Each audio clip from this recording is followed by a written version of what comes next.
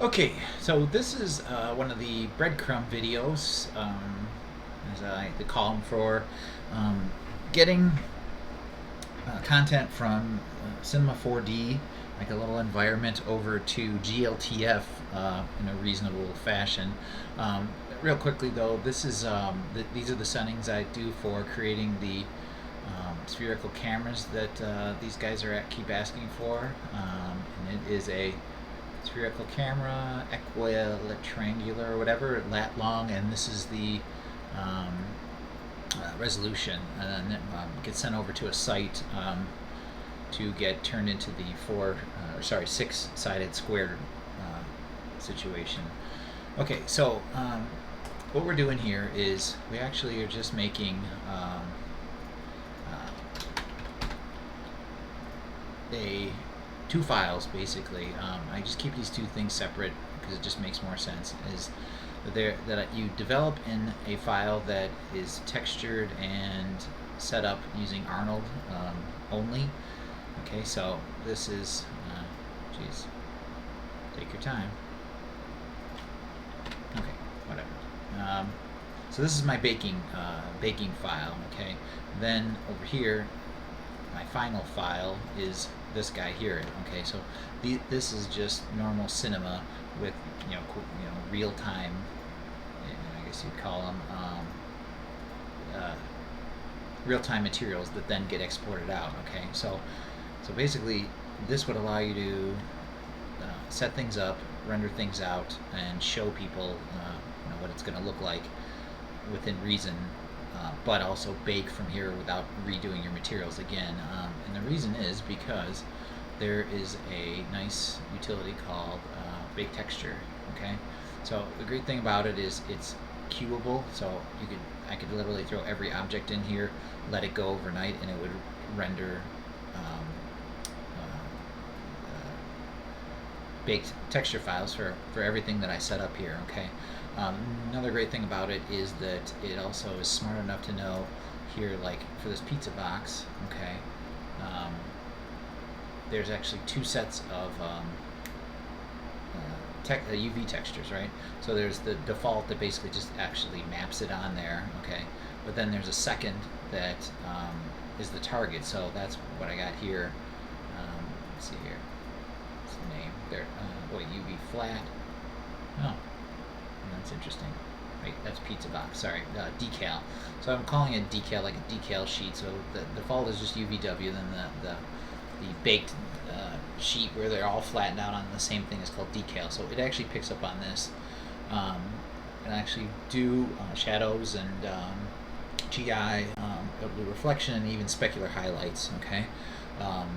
Best way is to go through EXR and then translate them, because that way you can actually do extended edges, which does a nice fill in, where it looks like this in the end. You see this guy where it basically fills in all the things, so you don't get weird lines and things like that. So it's worth it to go through, do it EXR, and then do a translation.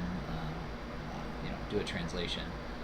So it works like a champ. So basically you render these in a batch. So like I said, develop here, render in a batch, then come over to a final, and then the great thing about this also is that you're allowed to just take take your textures that you saw in the content browser a second ago, and you can just drag and drop them onto stuff, and it'll create a material for those, like just a simple material, which is perfect because that's what that's all you need. So you need a very, very simple material, because most of the stuff's going to get stripped out anyways when you go to Unity. Okay, so yeah, so let's see here. So if you click this one, you get this, which is gives you a very, like I said, a very simple material. And I think, and the weird thing here is, so I'm looking over here in the material, and I swore that I did this, where I did a copy shader and go to luminance and paste it, because since you're doing illuminant, completely illuminated, this may get lost. I can't remember. I guess this may not be necessary. This might actually get lost, but you're making illuminated materials because there's almost no lighting in the scene. because you're baking everything down. The goal is to sort of underlight your scene, but then make some materials that have some specular highlight and some reflection. We didn't do that for this, so it's just it is what it is. So yeah, I'm not sure this translated. I can't remember. So anyhow, so from here, I'm just doing a very simple FBX export of the whole scene. And don't forget here too that so we do something like this, then assets. That's the restroom, workspace, assets, and then here's your FBX, right? So you would just dump it into there, and then if I open up Unity, okay. The great thing about these links is that you can actually change some things around, and they stay there, which is really awesome. So if we open up the workspace here, meaning the link between this model and FBX actually stays. So if I re-export this and I've added or moved a model around, it'll actually update unless you break that link. So that's really great. So let me put that off to the side. Whew. Okay, so here we go. So this is it translated into Unity. Okay. Looks pretty decent. It's largely what you saw over there in the other scene. So if we go to assets, one big thing to remember is you need to do a scale conversion of 10 and convert units. Until we did this, had a real problem with Sketchfab, I think. Others might be able to deal with it, but anyways. So then get your materials out of there, you extract textures and put them in a textures folder, and then extract materials. From there, you can actually just select in your scene. One of the easiest ways to do this is just to sort of, actually the easiest way was to do it through here and just go through these one by one. You can actually select them in mass. So like say I took all these, so unless you have one that's like supposed to be giving off light like this is for lights, black plastic, blah blah blah. So you can actually grab all these and you can change your emission property and turn it on, because it may not be turned on. Like I said, I don't remember if this transfers over from what Cinema said in its material stuff. I think it doesn't translate, so I think all you have to do is get the texture on here because you have to do it by hand. Okay, so back over here, all you got to do to get this sort of, now this scene doesn't have any lights in it, so there's nothing interactive about it, but it's lit. Okay, so anyway, so what you do one by one is here's your desks, right? Everything you turn up to, I think I turned that, I think 255 was too hot. When you go to Sketchfab, I think this was too hot, so I think you actually need just 100. I think it translates that to that, so it may look weird in here. Got to double check on that. So anyhow, so what you do is, since we got the map here, here's your main map. When you hit it, it'll go over to the textures and grab it, and you just drag it in there, and that's it. So that's all that translates from here to Sketchfab.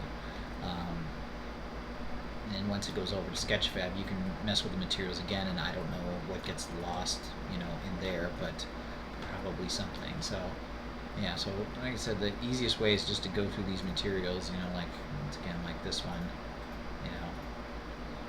So in this situation, everything is mapped, right? So if I select this TV, this black plastic has, but the thing is without a light in the scene, there's nothing dynamic about anything. Absolutely everything is mapped, and the lighting is completely baked down, right? So in the future, it would be nice if you got into a situation where things like plastic, had a little bit of specular, and then there were some lights in the scene. But to make things really, really, really, really, really easy, we don't have any of that. Everything is completely baked down. But like I said, it's not too bad. I mean, you even get highlights and everything. It's just there's nothing dynamic. You're just kind of cruising around a pre-baked world, So it could be worse. But anyways, so what you see here too is how good of a baking job and no seams there are on anything. Everything's really, really nice looking because of the bleed that comes through with the Arnold baking. It's just it's really, really clean. If anything, it just could use, you know, higher res or something like that. But as far as this goes, I mean, it's quite nice. So like I said, this stuff gets, a lot of this stuff gets translated over, and then in Sketchfab, you've got to go in and turn a bunch of stuff off and make sure your emission is working properly. Once again, it's a bit of a pain. I'm pretty sure you take 100, and that makes it completely emissive, or whatever you want, you know, kicking out luminance of the same map. The goal, once again, would be to like do a little bit less and then have some of this done through interactive lighting to kind of make it a little better. But you know, it is what it is for now. And this is super light. Yeah, so I think that's a lot of it. Yeah, yeah, I think, like I said, I think that's a lot of it. So you make Arnold materials the normal way, you know, set everything up, and then just keep a second scene file that's going to be the one that you're going to send over there. And what you see in the viewport here is basically what you're going to get, you know, within reason. Yeah, the goal would be to get more specular highlights and things like that going, but that is not happening right now. So I think that's most of it. The main, you know, one of the main things to remember is this scaling issue. I'm 99% sure these were the right situations. This definitely was an issue, and I think 10 was the number that things had to be multiplied by to get it to work properly with the system that they want to use GLTF. And I think that's everything. Let's just keep going through here real quick. Let's see. Not sure why it wouldn't render. I'll put. Let's try it again. But it's cool because doing it this way, what you see and you're presenting, you know, scene by scene, is what you end up delivering, which is really great. You know, so you're basically saying, you know, this is what it's going to look like because you're using Arnold to do still flat renders, and then you're doing Arnold to do your baking. So what you see largely is what you get, which is pretty nice. Oh, that's so choky right here. I have a bunch of things turned up. This might be pretty high because it was doing a final pass. So 3, 2, 2. It's not so bad. Oh, there it goes. So it's not exact, you know, like I said, it's not exactly what you get out of the, you know, in the real time, but it's pretty close. I mean, it's a little specular highlight. This would be really nice. So, yeah.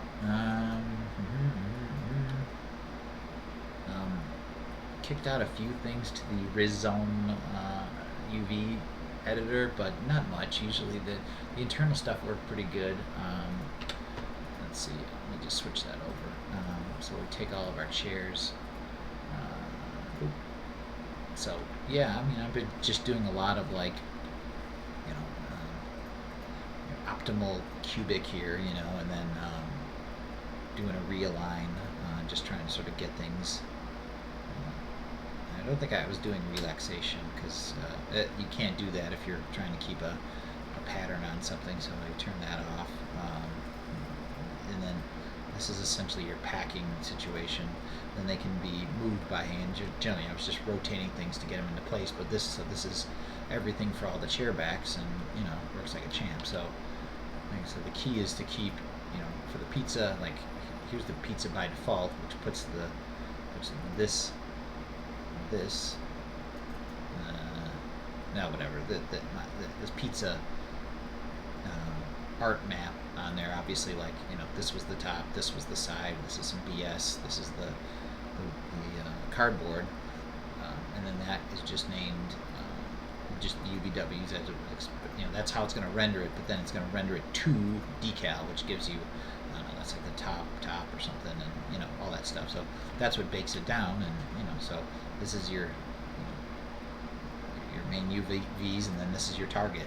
So it works like a champ, and you just stack them up in a batch, and off they go. You can just set them to go and go, let it go overnight and come back and hope your machine didn't crash, and you're in good shape. So I think that's about everything here. Nothing, normal lighting and everything, nothing serious. But in the end, everything absolutely has to be sort of baked down into its simplest form, and everything's combined together.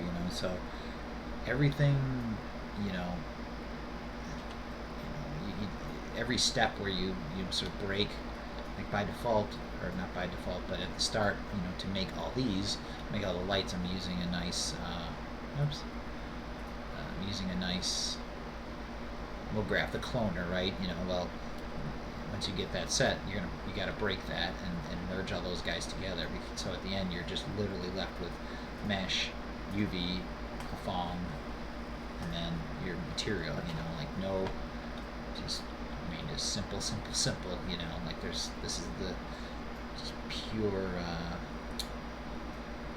geometry and pure materials. There's no monkeying around. Like none of that stuff gets translated or anything. I suppose you could use noises and things like that as materials. Like probably anything goes.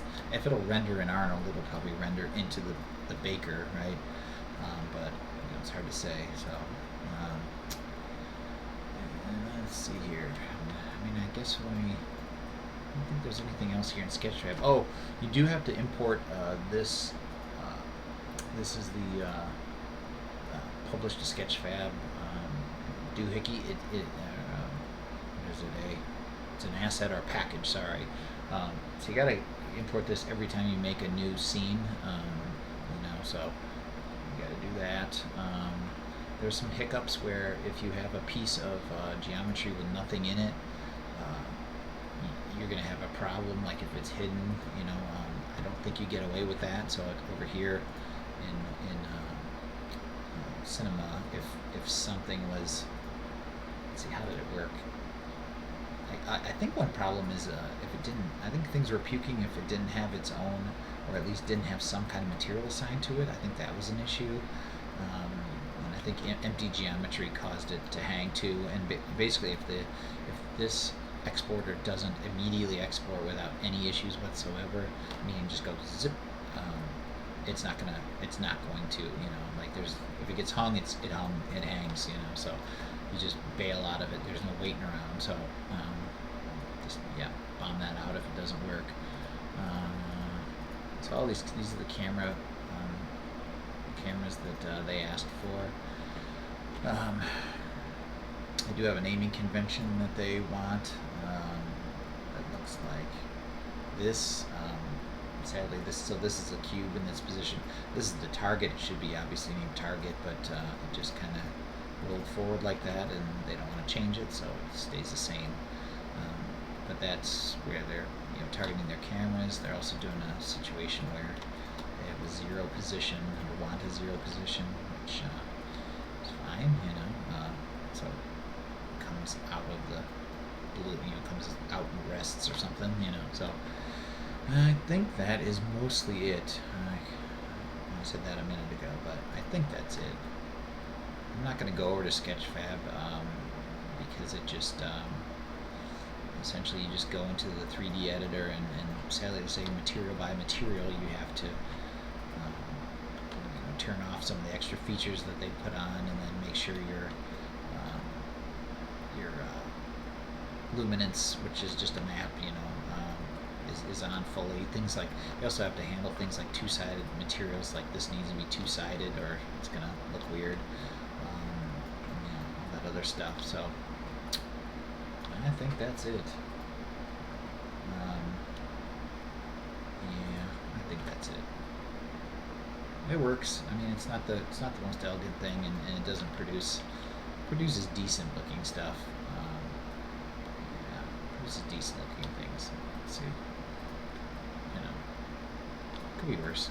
So yeah, and this scene was like 40,000 triangles, which is pretty nice for an entire office, you know. Like so. Okay, and that's it.